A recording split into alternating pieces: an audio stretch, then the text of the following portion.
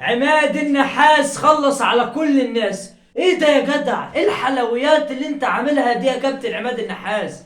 كان فين يا حبيبي هواك من بدري؟ كان فين النهارده؟ انت بتشوف الاهلي النهارده ايه الشكل الهجومي والخطوره والشغل الجماعي اللي كان موجود وما كانش موجود، قصدي مع كولر يا جماعه. يا ايه ده انتوا شايفين النادي الاهلي النهارده؟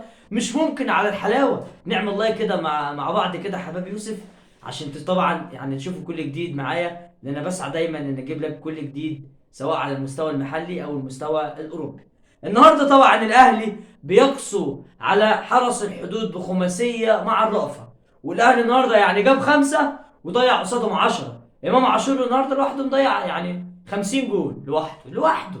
امام عاشور مضيع النهارده، يعني لو معاه توفيق، لو ربنا موفقه ومعاه توفيق النهارده كان على الاقل فنش 3 اجوان 4 اجوان النهارده امام مع الخمسه، يعني كانت هتطلع غله او دسته اهداف كبيره النهارده. الاهلي بصراحه اهم ما في المباراه هو عوده علي معلول للمشاركه من جديد. وشفت علي يا جماعه؟ شفت الحلاوه؟ ايه ده؟ علي لو برجل واحده احسن من اي باك ليفت في النادي الاهلي، مع احترامي لاي باك ليفت في النادي الاهلي. يعني عشان نكون نفس الموضوع مع بعض، علي معلول افضل محترف جه النادي الاهلي اخر 5 6 سنين بلا جدال، او اخر 10 سنين بلا جدال. علي معلول النهارده انت بينزل، شفت الراجل يعني، التكنيك موجود، لاعب كبير. شفت العرضيه اللي عملها الامام على الارض؟ دي ما يعملهاش غير لاعب كبير. علي لو برجل واحده يا جماعه احسن من كل الموجودين، لكن لازم اشيد بدور الكابتن عماد النحاس. واحد يقول لك يا عم انت النهارده عمال تقول الاهلي وحرس الحدود النهارده، كان اقول لك لا.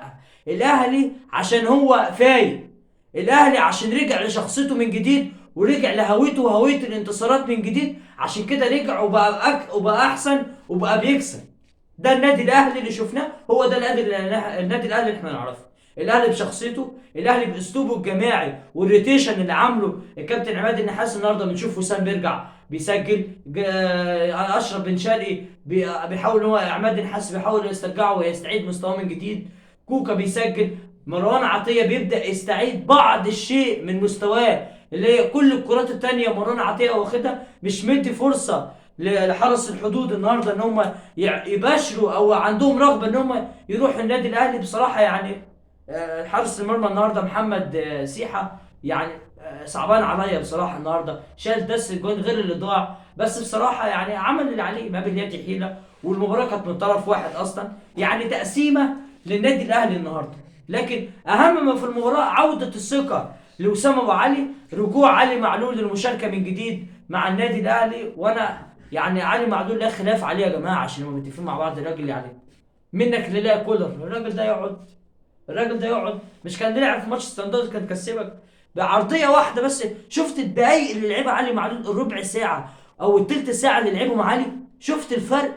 ده الفرق، ده اللاعب الكبير اللي احنا نتكلم عنه ونفضل نتغنى بيه ونحتفي بيه لسنه قدام. فبصراحه فوز بيشعل المنافسه بعد هزيمه بيراميدز النهارده امام فاركو، ويقلص الفارق النادي الاهلي لنقطه وحيده. بيراميدز 47 نقطة والأهلي 46 نقطة، خلفهم الزمالك 39 نقطة، والدوري المصري يشتعل في آخر جولاته. نار نار يا حبيبي نار، وانتظروني إن شاء الله بإذن الله في لقاءات جديدة. سلام عليكم.